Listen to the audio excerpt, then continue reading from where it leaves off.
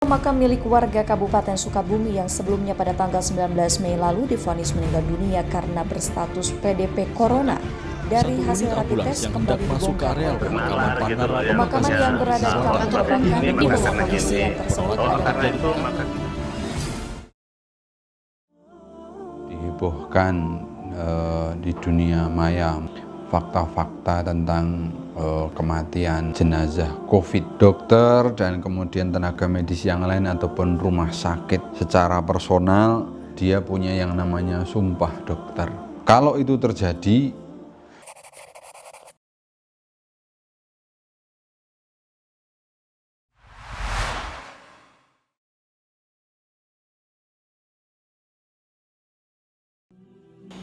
Assalamualaikum warahmatullahi wabarakatuh. Sahabat sekalian, jumpa lagi dengan saya Dr. Syakiran. Masya Allah, ini bulan Syawal, ini bulan peningkatan. Kita baru saja selesai dengan madrasah Ramadan, tetapi dihebohkan di dunia maya maupun sebagian yang kita menyaksikan langsung, yakni fakta-fakta tentang kematian jenazah COVID ya. Di beberapa kota kita lihat seseorang yang meninggal kemudian dinyatakan dia PDP dan akan dimakamkan dengan prosedur COVID, tapi kemudian diprotes oleh keluarganya dengan menggeruduk sekian banyak orang ke rumah sakit dan seterusnya. Di tempat lain lagi ada seorang anak yang meninggal dinyatakan COVID tetapi keluarganya yakin bukan COVID, bahkan diminta tes dan negatif, terus sudah terlanjur dimakamkan, kepengen diangkat dan seterusnya. Masya Allah. Sahabat sekalian, saya sebagai seorang dokter yang hari-hari merawat pasien, dokter dan kemudian tenaga medis yang lain ataupun rumah sakit itu pasti secara personal dia punya yang namanya sumpah dokter.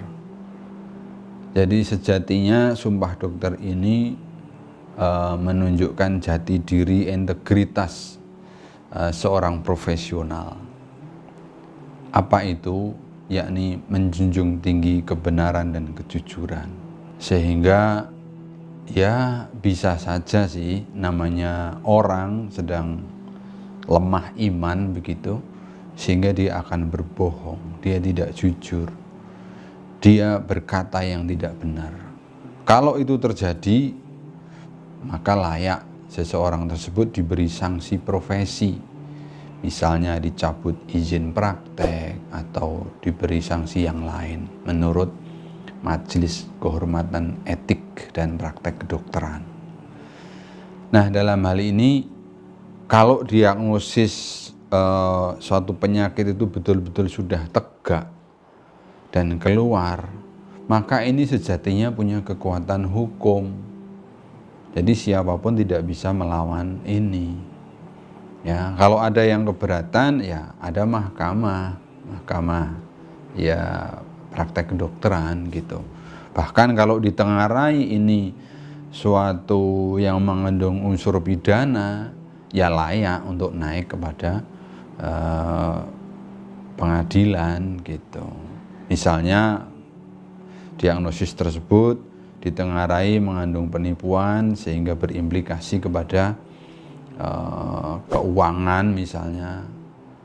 Jadi bisa pidana, bisa perdata. Disinilah fungsinya kita punya negara hukum. Jadi mohon kepada semua pihak, atas peristiwa pandemi COVID ini, ayo kita semuanya menahan diri.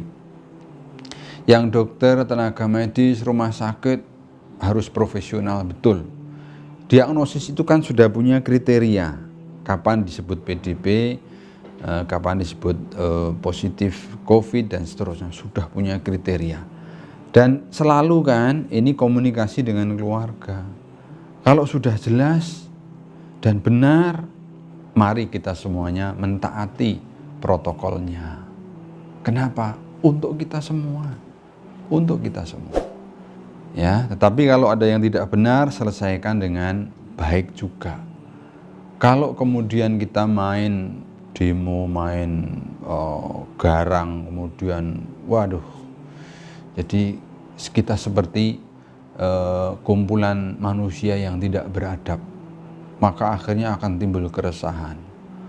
Peristiwa yang di kota ini memicu peristiwa di kota lain dan seterusnya. Nah, himbauan kepada seluruh pihak, terutama kepada pemerintah, segeralah hadir untuk kasus-kasus ini dan segeralah beri keterangan, beri solusi yang bisa menyejukkan hati bagi segenap rakyat Indonesia yang saat ini betul-betul tengah menderita. Mudah-mudahan bermanfaat himbauan ini. Assalamualaikum warahmatullahi wabarakatuh.